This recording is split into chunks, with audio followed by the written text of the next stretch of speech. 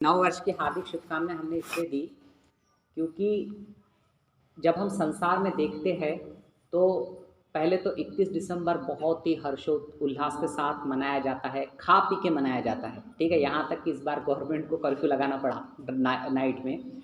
और हर कोई दूसरे दिन प्रातःकाल आप देखो, व्हाट्सएप मैसेजेस चेक करो या फिर फ़ोन कॉल्स आना चालू हो जाते हैं दूर से रिश्तेदारों के। और सब क्या कहते हैं, एक ही बात कहते हैं, happy new year, happy new year. ठीक है, तो ये क्यों कहा जाता है? क्योंकि इस संसार को हम कहते हैं कि संसार कैसा है, ये द्वंद्व वाला संसार है। द्वंद्व मतलब जहाँ पर दो या फिर दो दो चीज़ें तो दिखती है, जैसे रात दिन, उसके ऊपर ठंडी गर्मी, इसे द्वंद्व कहा जाता है, सुख दुख। तो अब या फिर हम ये भी देखते हैं कि इस संसार में लोगों की अलग अलग इच्छाएं रहती है और हर किसी का अपना अलग ओपिनियन है। जैसे कभी हम देखते हैं कि किसी को नीचे का फ्लैट, ग्राउंड फ्लोर का फ्लैट चाहिए, तो किसी की चॉइस रहती है उसे ऊपर का फ्लैट चाहिए। ठीक है, किसी को टू व्हीलर ही चाहिए, किसी को फोर व्हीलर चाहिए, कोई कार में सामने बैठना पसंद करता है, कोई पीछे बैठना पसंद करता है। किंतु एक चीज़ ऐसी है इस संसार में कि जो सभी को चाहिए, और ऐसा एक भी व्यक्ति आपको नहीं मिलेगा संसार में कि वो कहेगा कि मुझे ये चीज़ नहीं चाहिए। आप सोच रहे होंगे पैसा, तो पैसा नहीं, पैसे भी ऐसे आपको मिल जाएंगे जो कहेंगे कि हमें पैसा नहीं चाहिए, लगेगा हमारे इस्कॉन में आके देख लो। तो एक चीज़ ऐसी है कि वो चीज़ के लिए कोई मना नहीं कहेगा, चाहे वो आस्तिक रहे, चाहे वो नास्तिक रहे, चाहे वो हिंदू रहे, मुस्लिम रहे, किसी भी धर्म का रहे, चाहे वो गृहस्थ रहे, चाहे वो ब्रह्मचारी रहे, चाहे वो सन्यासी रहे। ठीक है, वो चीज़ क्या है? वो चीज़ है आनंद। और ये इसलिए है क्योंकि जब हम शास्त्र पढ़ते तो शास्त्र में बताया गया है कि जीवात्मा का स्वरूप कैसा है, आनंदमय अभ्यासात। हर व्यक्ति इस संसार में जो कार्य कर रहा है वो किस लिए कर रहा है? आनंद के लिए। हम अच्छे अच्छे पकवान बनाते हैं, क्यों बनाते हैं? कि वो खा के हमें आनंद आएगा। हम टीवी देखते हैं, मूवीज़ देखते हैं, क्यों देखते हैं? आनंद आएगा। या फिर कहिए कि हम कभी परिवार के साथ कहीं ट्रिप मनाने जाते हैं, पिकनिक पे क्यों जाते हैं? आनंद आएगा। तो ये आनंद जो है ये जीवात्मा की कैसी है? मूल प्रकृति है। हर जीवात्मा चाहता है कि मुझे क्या चाहिए? आनंद चाहिए। और इसीलिए ये जो हमने कहा कि नव वर्ष में हर कोई क्या कहता है? हैप्पी न्यू ईयर, कि आपका ये नया वर्ष कैसा रहे? आनंदमय जाए। ठीक है, किंतु हमारे परम पूज्य लोकनाथ स्वामी महाराज कहते हैं कि केवल हैप्पी न्यू ईयर बोलने से सच में वो व्यक्ति को आनंद मिल जाता है क्या? Happiness is not so cheap, ऐसा महाराज जी कहते हैं। अर्थात आनंद ये कोई इतनी सस्ती वस्तु नहीं है कि किसी ने बोल दिया और वो बोलने से आपको आनंद मिल गया। तो अब हम देखते हैं कि आनंद अगर सस्ती चीज़ नहीं है तो पहले हम ये देखेंगे कि, या फिर हमारा या आप सभी का अनुभव होगा कि जो आपका पिछला वर्ष गया, या फिर पिछला वर्ष छोड़िए, अभी तक जितनी हमारी ज़िंदगी बीती उसमें आपके जीवन में आनंद का परसेंटेज अधिक रहा या दुख का परसेंटेज अधिक रहा? बताइए, कोई है ऐसा जिसका जीवन में आनंद का परसेंटेज अधिक रहा है और दुख का परसेंटेज कम रहा है? कोई नहीं है ऐसा। यहाँ पर ऐसा नहीं कि हम लोग इतने बैठे हैं केवल, आप यहाँ से बाहर चले जाइए, भारत पे जाइए, किसी भी देश में चले जाइए, आपको हमेशा ऐसा ही व्यक्ति मिलेंगे जो कहेंगे कि अभी तक जितना जीवन बीता उसमें 5% आनंद होगा, 95% तो हमने दुख ही दुख भोगा है। इसीलिए संत तुकाराम महाराज जी ने एक अभंग लिखा है, उसमें जो उन्होंने लाइन कही वो बहुत महत्वपूर्ण है। उसमें संत तुकाराम महाराज कहते हैं, सुख पहाता जवा पाड़े, दुख पर्वता एवड़े। अर्थात वो मनुष्य जीवन की वास्तविकता बता रहे। वो क्या कह रहे हैं कि सुख कितना है हमारे जीवन में, तो वो जवस का दाना रहता है ना उतना, और दुख कितना है? पहाड़ के इतना दुख है हमारे जीवन में। तो अब हम देखते हैं कि ये जो दुख इतना है, तो ये दुख का कारण क्या है? आपको क्या लगता है क्या क्या कारण हो सकते हैं दुख के? क्या क्या कारण हो सकते हैं प्रभु जी? क्या कारण हो सकते हैं दुख का? दुख के कारण तो कुछ तो पुनर्जन्म नहीं, एक बताइए आप, कोई भी ऐसे एक एक करके हम सभी से लेते हैं, क्या क्या दुख के कारण है? दुख के कारण तो भौतिक जगत ही प्रभु जी दुख नहीं, भौतिक जगत है, ठीक है। या फिर एक आप प्रकार से आप करें कि ये संसार दुख का कारण है, ठीक है। और इसके अलावा माता जी आपको कुछ अनुभव कि क्या किस किस वजह से हमें दुख आते हैं जीवन में? पारिवारिक है, रिश्तेदार, जैसे मनुष्य है एक प्रकार से, ठीक है। दूसरा मनुष्य दुख देता है, और घर में कोई बीमार हो गया तो उसका दुख। हाँ, बीमारी दुख है, व्याधि है। और माता जी आप बताइए। क्या दुख का एखादा कारण? हमारे प्रारब्ध। हाँ, प्रारब्ध कर्म जिसे हम कहते हैं, या फिर जिसे दैव भी कहा जाता है मराठी में, या फिर हिंदी में भी कहते हैं दैव। मतलब जो हमारा, जिसे भविष्य जैसे जाते हैं ना ज्योतिषी के पास वगैरह, तो कहता है कि नहीं तुम्हारे किस्मत में अभी तक तो ये योग है लिखा हुआ है, इसके बाद आपके दिन बदलेंगे। तो वो दैव कह रहे हैं माता जी कि वो प्रारब्ध है। और इसके अलावा बुढ़ापा है जिसे हम काल कहते हैं। ठीक है, कभी कभी कोई कहता है कि अभी मेरा समय अच्छा नहीं चल रहा है, या फिर तो समय भी ऐसे, ठीक है, अनंत ऐसे अलग अलग ये हो रहे हैं, कारण सामने आ रहे हैं दुख की। तो अब हम क्या करते हैं कि हम एक श्रीमद् भागवतम, जो आपने सुना होगा, भागवतम कथाएं भी होती है, तो उसमें से हम एक वास्तविक, वो मतलब कथा नहीं कह सकते उसे, क्योंकि वो जो कुछ है वो सत्य है, उसमें बताया गया और वो हुआ है, किंतु वो इतने युग बीत गए हैं कि हमें पता नहीं कि कब हुआ। तो हम उसमें की एक कथा का श्रवण करेंगे और फिर देखते हैं कि हम उस कथा के साथ साथ किस कंक्लूजन पे पहुंचते हैं कि दुख का कारण क्या है। और जब हमें समझ में आएगा दुख का कारण क्या है, मतलब जब बीमारी डायग्नोस होगी उसके बाद ही उस पर इलाज होगा, तब हमें पता चलेगा फिर कि आनंद इनसे बचना है तो बची जगह पर हमें आनंद की प्राप्ति होगी। तो देखिए, ये जो कथा है ये श्रीमद् भागवतम के 11वें स्कंद में आ रही है, और श्रीमद् भागवत के 11वें स्कंद का 23वां अध्याय, जिसका नाम है भिक्षु गीता। तो यहाँ पर भगवान श्री कृष्ण और उद्धव जी के बीच का संवाद चल रहा है, या फिर भगवान श्री कृष्ण कहिए एक प्रकार से उद्धव को एक सत्य घटना बता रहे हैं, जिसे हम कहानी के रूप में भी ले सकते हैं, किंतु ये सत्य घटना हुई है जो भगवान बता रहे हैं। तो अब ये देखिए कि यहाँ पे उद्धव कौन है, आपको पता होगा सभी को, ठीक है, वो भजन तो सुने होंगे ना, उद्धव मोहे बज विसरत नाही। तो वो भगवान के मतलब एक कजिन ब्रदर है, ठीक है, और इतने निकटस्थ है भगवान को कि बहुत प्रिय, मतलब भगवान को जो चुनिंदा लोग प्रिय है उसमें राधा रानी है, अर्जुन है, वैसे ही उद्धव है। उद्धव इतने प्रिय है भगवान को कि जब भगवान ब्रज छोड़ के गए थे तो भगवान ने अपना पहला लेटर किसके हाथ से भेजा, गोपियों को, उद्धव के हाथ से भेजा। तो इतने प्रिय है, तो उद्धव को भगवान बता रहे हैं कि एक अवंती नाम का देश था, तो वहाँ पर एक ब्राह्मण रहा करता था। उस ब्राह्मण, वो ब्राह्मण कैसा था, वो बहुत धनी था, किंतु धनी के साथ साथ उसमें बाकी भी क्या प्रॉब्लम थे कि वो बहुत ज़्यादा कंजूस था, कृपण जिसे हम कहते हैं।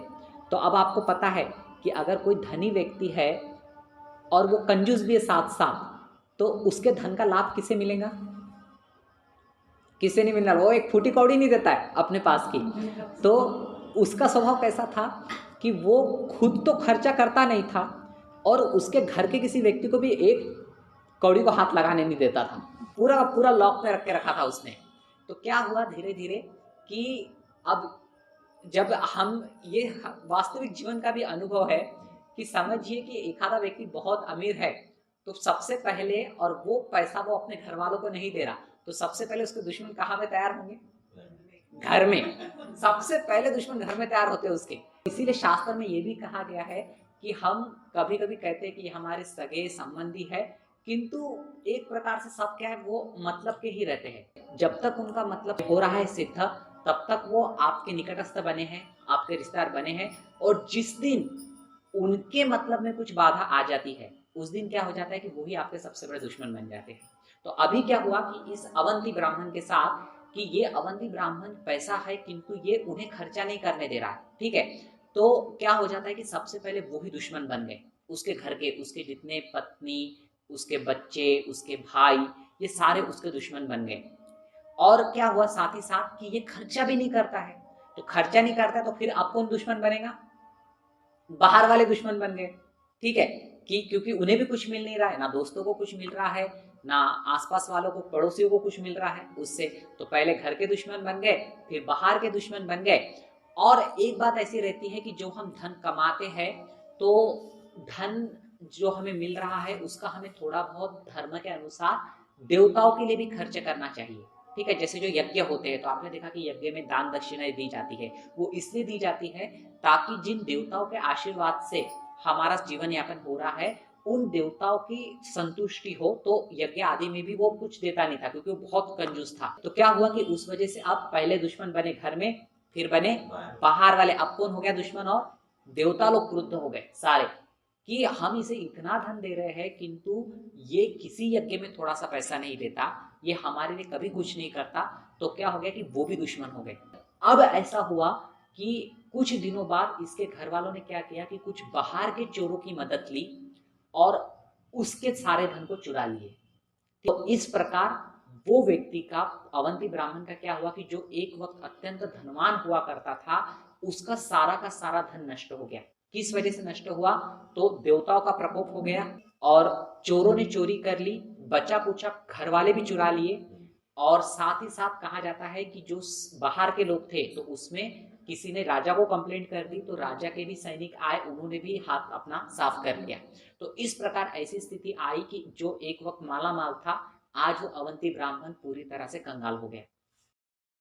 अब कंगाल होने के बाद जब वो दूसरों के पास मदद मांगने गया, तो अभी तक आपने किसी को मदद नहीं की, तो ऐसी स्थिति में आपकी कौन मदद करेगा? किसी ने मदद नहीं की उसकी, ठीक है। कोई उसे मदद करने को तैयार नहीं, कोई नया धंधा व्यापार करने के लिए उसे ऋण देने को रेडी नहीं। इस प्रकार से अवंती ब्राह्मण ने देखा कि पूरी तरह से उसे निराशा ने घेर लिया। किंतु क्या था कि वो ब्राह्मण था तो जैसे अभी तो वर्णाश्रम पद्धति हमारे समाज में पूरी तरह से अब नष्ट होने के कगार पे आ चुकी है, किंतु पहले के जमाने में ऐसा था कि ब्राह्मण था तो उसे कम से कम बचपने में कुछ उसे विशेष संस्कार दिए जाते थे, तो वो सारे संस्कारों से वो गया हुआ था। अर्थात उसने मंत्रों का जाप किया था, उसने बाकी शास्त्रों का थोड़ा अध्ययन भी किया हुआ था।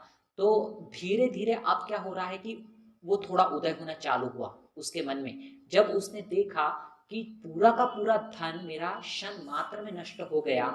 तो अब उसे समझ में आया कि वैराग्य उसके मन में प्रकट हो रहा है धीरे धीरे, ठीक है, कि वो समझ गया कि जो धन वगैरह ये क्या है, ये क्षणिक है, ये ज्यादा दिन नहीं चलने वाला। तो और ये भी कहा जाता है शास्त्रों में कि जब भगवान किसी के ऊपर कृपा करते हैं, ठीक है, तो वो क्या करते हैं, वो सबसे पहले उसका धन छीन लेते हैं। कृष्ण का स्वभाव है, कृष्ण का विशेष रूप से, कि वो धन छीन लेते हैं। तो प्रभुपाद जी के जन्म मतलब हमें जीवन में देखने मिलता है कि जब प्रभुपाद मतलब गृहस्थ जीवन के अंतिम छोर पे थे, मतलब संन्यास लेने के कुछ दिनों पहले, तो प्रभुपाद की डे लाइब्रेरी ये चलती थी, लेबोरेटरी अभयचरण डे एंड सन्स के नाम से ऐसी थी इलाहाबाद में। तो धीरे धीरे ऐसा हुआ कि उसमें प्रभुपाद दवाइयाँ बनाया करते थे। तो वो दवाइयाँ, प्रभुपाद मतलब हमारे इस्कॉन के संस्थापक आचार्य, तो ऐसा हुआ कि धीरे धीरे उन्हें घाटा आने लगा। फिर क्योंकि भगवान उन्हें वहाँ से बाहर निकालना चाहते थे, ठीक है।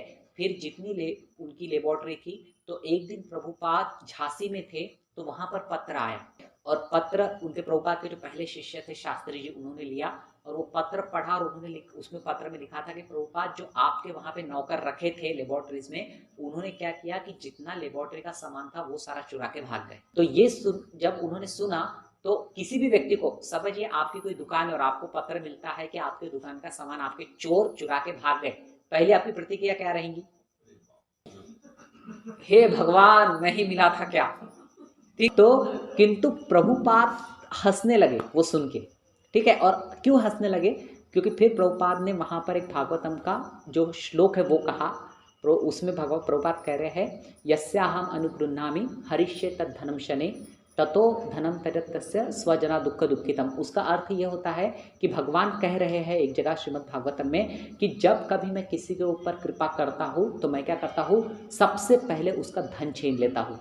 क्यों छीनते हो? कृपा कर रहे हो, पर धन छीनना ये किस प्रकार की कृपा हुई? तो मैं इसलिए छीनता हूँ क्योंकि जैसे ही उसका धन जाता है तो क्या होता है, सबसे पहले उसके जो स्वजन है वो उसे छोड़ के दूर भाग जाते हैं। तो जब स्वजन दूर छोड़ के भागते तभी तो उसे समय मिलता है मेरे पास आने का। नहीं तो क्या है कि अगर दिन रात आपके रिश्तेदारी घेर के बैठे आपको, तो आपको ना मंदिर जाने का समय मिलने वाला है, ना भगवान का नाम जपने का समय मिलने वाला है। तो इस प्रकार क्या हुआ कि अब ये बातें उसे समझ में आ रही है अवंती ब्राह्मण को। तो उसने क्या किया कि इसे भगवत कृपा समझ के लिया इस बात को। उसने भगवान को दोष नहीं दिया कि हे भगवान तुमने मेरे साथ ऐसा किया, और दोष देने का उसके पास मुंह भी नहीं था, ना कहीं उसने जन्माष्टमी में डोनेशन दिया था, ना कुछ किया था। तो अब उसने क्या कहा कि ठीक है, उसने इसे स्वीकार किया कि जो हुआ भगवान ने मेरे अच्छे के लिए किया। अब जीवन यापन करने के लिए क्या था, तो अब उसके पास भिक्षा मांगने के लिए कोई पर्याय नहीं था। तो उसने क्या किया, वो गया और उसने वहाँ पर संन्यास स्वीकार कर लिया, त्रिदंडी सन्यासी बन गया।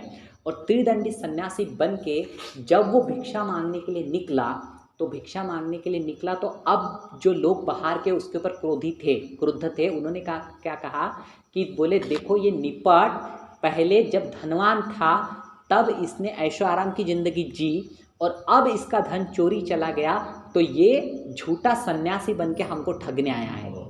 वास्तव में अवंती ब्राह्मण के हृदय में सन्यास प्रकट हो चुका था, उसने वैराग्य के स्तर को प्राप्त कर लिया था क्योंकि उसे उतना आत्म साक्षात्कार हो गया था, किंतु ये बात ये लोग नहीं समझ पा रहे, ठीक है, जो उसके इलाके के थे। और ना ही अवंती ब्राह्मण ने कोई उच्च आध्यात्मिक लक्षणों को प्रकट किया, उसने भी अपने लक्षणों को प्रकट नहीं किया, ठीक है।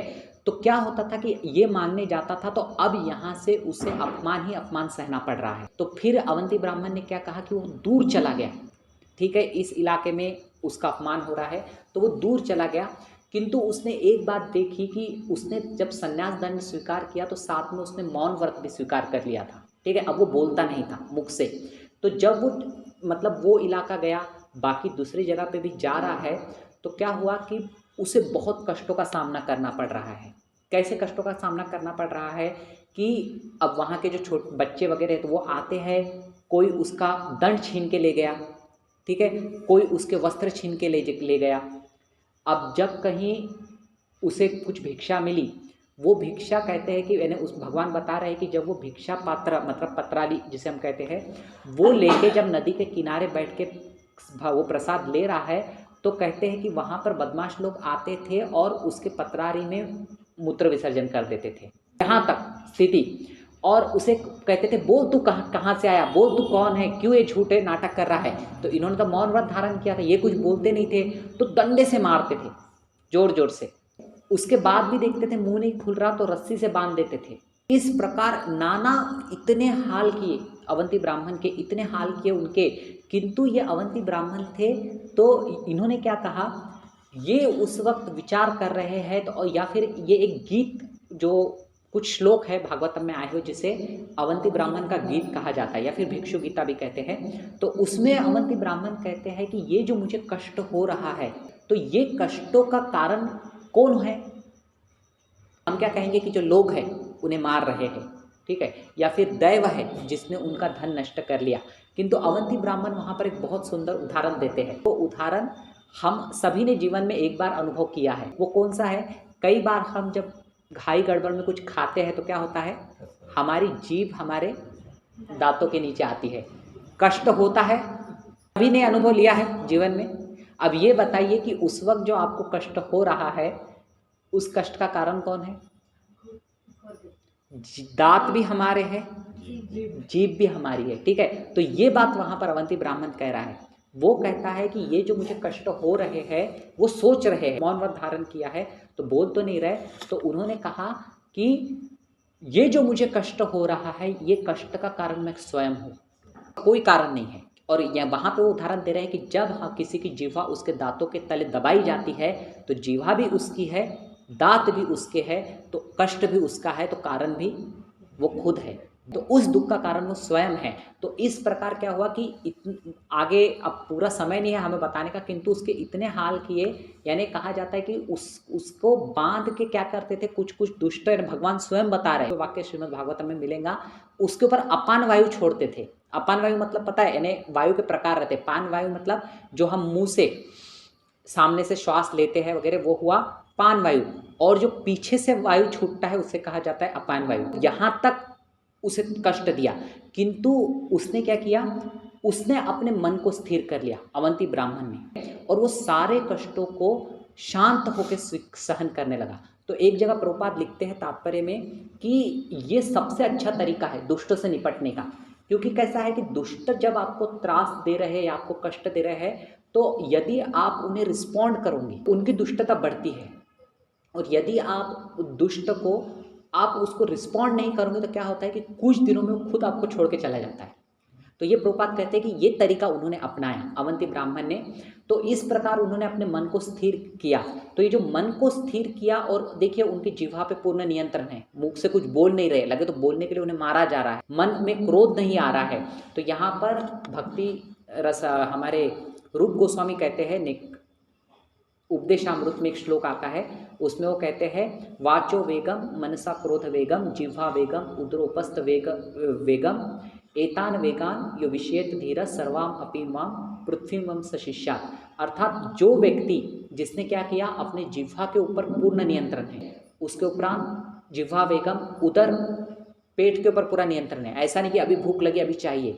उपस्थ वेगम मतलब जनन इंद्रियों पे पूरा नियंत्रण है। मनसा क्रोध वेगम, मन के ऊपर पूरा वेग है, मन के ऊपर पूरा नियंत्रण है, क्रोध के ऊपर पूरा नियंत्रण है।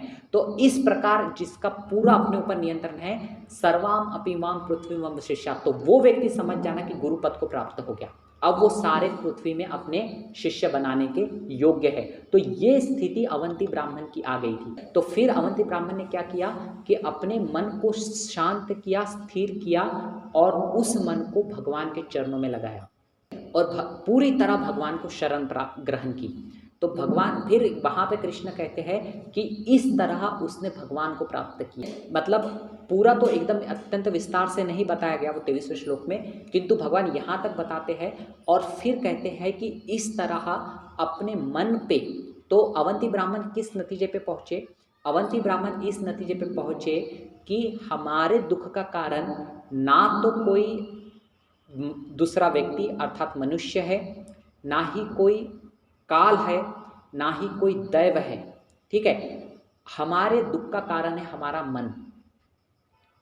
और यही बात भगवत गीता में भी कही गई। हम गीता जयंती मनाए कुछ 15 दिन पहले, तो गीता में भगवान एक जगह पे कहते हैं कि मना एव मनुष्यानां कारणम बंध मोक्षय। क्योंकि देखिए जो दुख कष्ट है, इस शरीर जो है वो तो पहले से मृत है। आप किसी मुर्दे के शरीर को जाके सुई टोचिए, उससे दुख होने वाला है? नहीं होता, क्योंकि शरीर ये मृत ही रहता है। फिर बचा कौन? आत्मा। आत्मा इतना दिव्य है, आत्मा भगवान का अंश है, उसे कभी कोई सुख दुख नहीं लगता। वहाँ पे भगवान कहते भी है कि आत्मा को ना तो कोई गीला कर सकता है, ना तो उसे जला सकता है। नैनम छिन्दन्ति शस्त्राणि नैनम दहति पावक, ना कोई शास्त्र उसे काट सकता है, ना कोई अग्नि आत्मा को जला सकती है। तो आत्मा को दुख का सवाल ही नहीं है। फिर कौन बचा? देह दुख नहीं, देह को दुख का अनुभव नहीं होता, आत्मा को दुख का अनुभव नहीं होता। दुख का अनुभव कौन कर रहा है? हमारा मन कर रहा है। तो ये है प्रॉब्लम कि हमें जितने भी दुख हुए, वैसे तो जैसे प्रभु जी ने प्रारंभ में कहा कि दुखालय अशाश्वतम, ये संसार दुखालय ही है और भगवान ने ये बात कही है कि ये दुख से ही बना है। किंतु ये दुख का अनुभव करने वाला कौन है? ये दुख का अनुभव करने वाला जो है वो है हमारा मन। तो यदि हम उस मन को भगवान के शरण में लगाए, भगवान के चरणों में ले जाए, तो क्या होगा कि हम उस दुख से मुक्त हो पाएंगे। और ये अवंती ब्राह्मण ये इतने श्रेष्ठ बने बाद में कि स्वयं चैतन्य महाप्रभु, आप सब जानते चैतन्य महाप्रभु को। चैतन्य महाप्रभु देखिए, जो कृष्ण बलराम को तो सब जानते हैं। तो कृष्ण 4500 साल बाद, मतलब कृष्ण गीता हुई उसके उपरांत कृष्ण चले गए अपने भगवत धाम। तो फिर सन 1486 में कृष्ण ने फिर से एक जन्म लिया या फिर अवतार लिया, और वो अवतार है श्री कृष्ण चैतन्य महाप्रभु का, जो हुआ पश्चिम बंगाल में, ठीक है। तो कभी हम विस्तृत में उनके बारे में भी बताएंगे और ये भी सिद्ध होगा कि वो किस प्रकार वो स्वयं कृष्ण है। तो वो चैतन्य महाप्रभु जब उन्होंने संन्यास लिया, किस दिन संन्यास लिया था माता चैतन्य महाप्रभु ने? नजीक ही वो दिन, 2-3 दिन, कुछ 4-5 दिन ही बचे। मकर संक्रांति जो है उस दिन चैतन्य महाप्रभु ने संन्यास लिया था। तो चैतन्य महाप्रभु जब संन्यास लिए तो पहला वाक्य जो श्लोक चैतन्य महाप्रभु ने कहा संन्यास में, वो इन अवंती ब्राह्मण का है। तो उसमें वो कहते हैं अहम तरिष्यामि दुरंत पार न तमो मुकुंदांग्री निषेव एव। उसमें चैतन्य महाप्रभु कह रहे हैं कि मैं इस भवसागर को पार करूँगा। कब कह रहे हैं? संन्यास लेने के बाद, क्योंकि ये संन्यास लेने के बाद ये मंत्र इन्हीं ने कहा था, अवंती ब्राह्मण ने। तो वो चैतन्य महाप्रभु कह रहे हैं कि मैं इस भवसागर को पार करूँगा। कैसे पार करूँगा? तमो मुकुंदांग्री निषेव एवं। मुकुंद अर्थात कौन है? भगवान, मुक्ति देने वाले, मुक्ति के दाता। मुकुंदांग्री, आंग्री मतलब चरण कमल, ठीक है। तो भगवान के इस चरण कमल को दृढ़ रूप से पकड़ के निषेव एवं मतलब शरण लेकर मैं क्या करूँगा? मैं इस भवसागर को प्राप्त करूँगा। तो इस प्रकार चैतन्य महाप्रभु ने, और अभी भी जो इस्कॉन में संन्यास दीक्षा दी जाती है, तो वो संन्यास दीक्षा में जो मंत्र दिया जाता है वो इन अवंती ब्राह्मण का ही है। और इस प्रकार हम ये कह सकते हैं कि सारे सन्यासियों के गुरु अवंती ब्राह्मण हैं। तो इस प्रकार अवंती ब्राह्मण ने क्या किया कि उन्होंने, जिसे हम कह रहे हैं हैप्पी या फिर आनंद की अवस्था को प्राप्त किया। तो आनंद की अवस्था को प्राप्त करने के लिए हमारे पास क्या है? हमारे पास एक ही उपाय है। जो दुख देने वाला है वो है मन, और वो मन देगा जैसे जैसे स्थितियाँ बदलेंगी संसार में। कभी रिश्तेदार हमारे विरोध में जाएंगे, कभी बाहर के लोग हमारे विरोध में जाएंगे, कभी धन की कमी होगी, कभी बीमारियां आएंगी, कभी समय खराब चलेगा। तो ये सब अवस्था में हमें दुख की अनुभूति करा के देने वाला कौन है? हमारा मन है। और यदि इस मन को, जैसे कभी कभी हम देखते हैं ना कि वो डॉक्टर क्या करता है, बच्चे को इंजेक्शन देता है, तो क्या करता है, बच्चे को बोलता है वो वहाँ देखो, ठीक है। क्यों करता है डॉक्टर? ध्यान उधर जाएगा तो क्या होगा, यहाँ कष्ट नहीं होगा। तो बस वो हमारे मन को बताना है, किधर देखो, भगवान के चरणों में देखो। तो जब वो भगवान के चरणों में देखेगा तो क्या होगा कि उसे इस संसार के दुख और कष्ट नहीं मिलेंगे। तो ये असली आनंद का स्रोत है। और वैसे भी यानी अगर अंतिम रूप से कहा जाए तो हमें ये जीवन में हमारा कर्तव्य क्या है, ये जीवन हमें किस कार्य करने के लिए मिला है? आपका क्या ओपिनियन है? क्या कार्य करने के लिए हमें जीवन मिला है? सेवा, ठीक है। और धन, व्यापार, खेती बाड़ी, मोक्ष बोल रहे प्रभु जी, ठीक है। तो देखिए शास्त्र कहते हैं या फिर प्रभुपाद भी कहते हैं, जो वैसे भक्तिविनोद ठाकुर जी का वो वैष्णव भजन है, उसमें कहते हैं मनुष्य जन्म पाइया राधा कृष्ण ना भजिया, जानिया सुनिया विष खाइनो। अर्थात यदि किसी व्यक्ति को मनुष्य जीवन मिला और उसने क्या नहीं किया, राधा कृष्ण ना भजिया, उसने राधा कृष्ण का भजन नहीं किया, उसने भगवान का भजन नहीं किया, तो क्या किया उसने, जानिया सुनिया, अर्थात जानते हुए भी क्या किया, विष खाइनो। तो समझ लेना कि यदि व्यक्ति को मनुष्य जीवन प्राप्त हुआ है और उसने उस मनुष्य जीवन में भगवान का भजन नहीं किया, हरे कृष्ण महामंत्र का जप नहीं किया, हरे कृष्णा कृष्ण कृष्णा हरे हरे, हरे राम राम राम हरे हरे। तो ये यदि उसने भजन नहीं किया तो वो व्यक्ति ने क्या कर लिया, उसने जानते हुए भी विष ही खाया है, क्योंकि हमें ये जीवन मिला ही भगवान के भजन के लिए। तो ये बात है कि और अगर हम इस जीवन में भगवान का भजन नहीं कर पाए, भगवान का नाम नहीं ले पाए, तो हमारा जीवन तो निस्संदेह व्यर्थ गया। और दूसरा कोई मतलब इस जीवन का दूसरा कोई उद्देश्य ही नहीं है। मनुष्य जीवन मिला है और किस्मत से भगवान ने हमें मुक्का क्या गूंगा बहरा नहीं बनाया, ठीक है। तो हम भगवान के पवित्र नाम को सुन सकते हैं, भगवान के पवित्र नाम को बोल सकते हैं। तो यदि हम ऐसा करेंगे उस वक्त ही हम वास्तविक सुख को प्राप्त हो पाएंगे। नहीं तो फिर क्या होगा कि अगर हम दूसरी जगह पे आनंद को ढूंढने जाएंगे, सुख को ढूंढने जाएंगे, तो आज प्रातःकाल ही भागवतम कक्षा में हमारे गुरु महाराज कह रहे थे कि ये संसार में कैसा है, यहाँ पर बाय मतलब आप खरीदो सुख दुख फ्री में। भगवान बोले हैं ये बात, ये ही संस्पर्शजा भोगा दुख योनय एवते आद्यंतवंत कौनते नते शूरमते बुधा। मतलब भगवान ने कहा कि ये ही संस्पर्शजा भोगा, जैसे ही तुम्हारी इंद्रिया किसी इंद्रिय वस्तु के संपर्क में आती है, भोग के संपर्क में आती है, तो हमें क्या मिलता है, सुख मिलता है, ठीक है। जैसे आँखों को कुछ सुंदर दृश्य मिला, ठीक है, जीवा को कुछ मीठा गुलाब जामुन मिला, तो ये क्या हो रहा है कि संस्पर्शजा, इंद्रिया स्पर्श में आ रही है इंद्रिय वस्तु के, तो क्या होगा, ये ही संस्पर्शजा भोगा। जस्ट दूसरा स्टेटमेंट भगवान ने क्या बोल दिया, दुख योनय एवते, तो वो ही क्या हो गया, वो दुख की योनि बन गई। दुख की योनि मतलब स्त्रोत। तो जैसे ही आपको समझ लेना कि इंद्रियों को कहीं से सुख मिला, तो वहीं पर दुख का स्रोत निर्माण हो गया। तो उसे महाराज जी कहते हैं buy happiness and get distress free. मतलब आप कहीं पे भी चले जाओ, जैसे उदाहरण अगर समझाना है, आज आपने नई कार खरीदी, क्या मिला, सुख मिला। कल वो नई कार पार्किंग में खड़ी थी, उसको किसी ने ठोकना दूर, स्क्रैच ही मार दिया। हे भगवान, ऐसा लगता है कि हृदय पे स्क्रैच मार दिया, नई कार को स्क्रैच किया। ये है, भगवान कह रहे हैं कि यह संसार है। क्या है?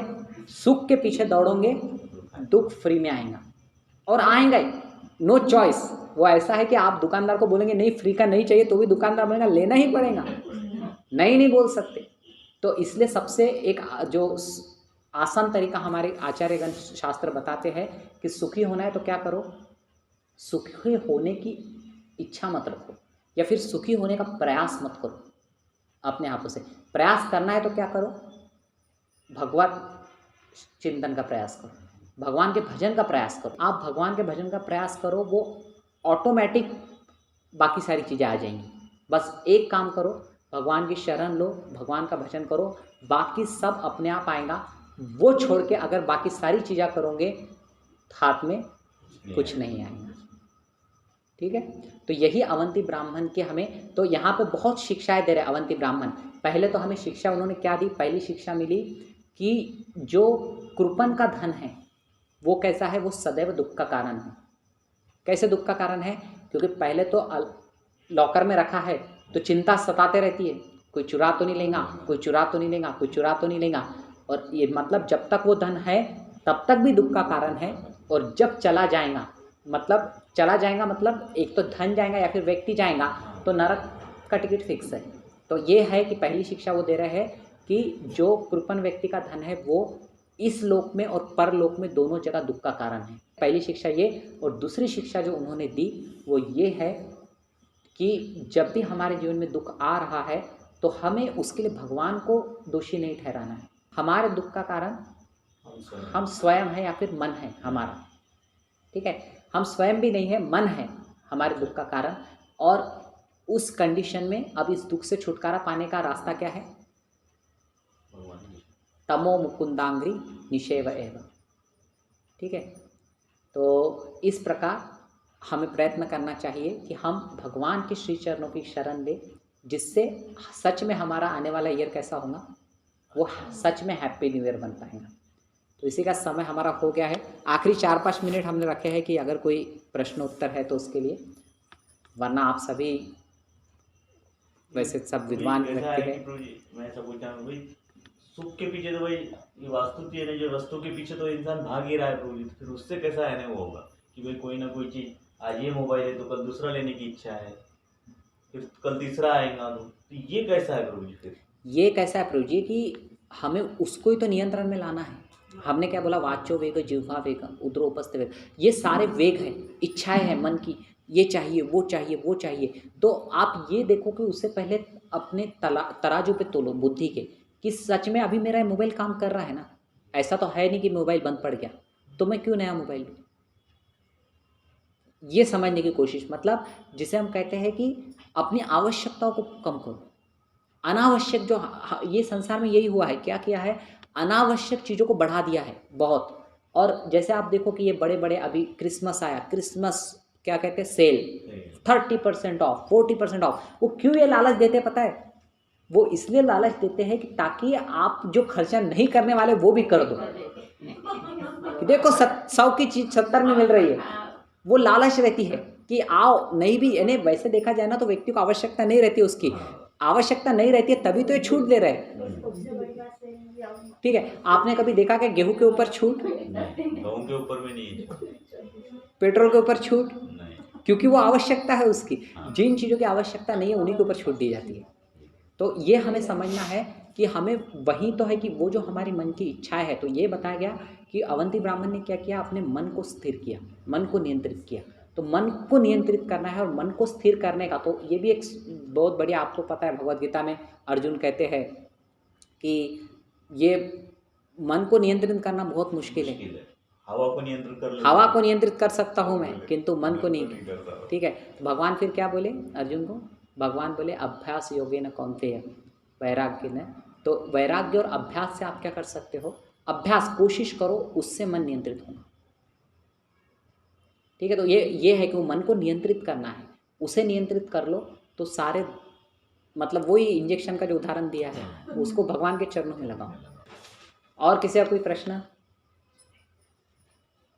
ठीक है, तो हम यहाँ पर करेक्ट, मुझे लगता है आखिरी 1 मिनट बचा है। ठीक है, तो अब यहाँ पर हम हमारे आज के सत्संग की कक्षा को विराम देते हैं। सो बहुत बहुत धन्यवाद आप सभी का। आप सभी ने, आपकी उपस्थिति से ही ये सत्संग हो पाया। शिल प्रभुपाद की जय। संवेद गौर भक्तवृंद की जय। वांछा कल्पतरुभ्यश्च कृपा सिंधुभ्य एव च पतितानां पावनेभ्यो वैष्णवेभ्यो नमो नमः। अनंत कोटि वैष्णववृंद की जय।